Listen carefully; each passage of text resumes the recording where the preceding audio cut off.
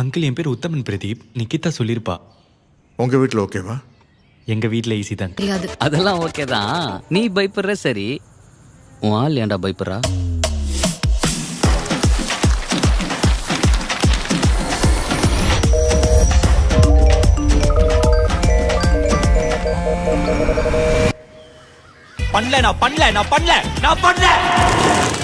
நீ டாக்டர் போய் பார்க்கணும்டா.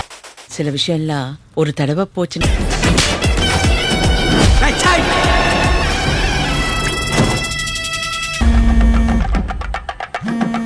அச்சாம்பார் ஒரு எக்ஸே, அச்சாம்பார்.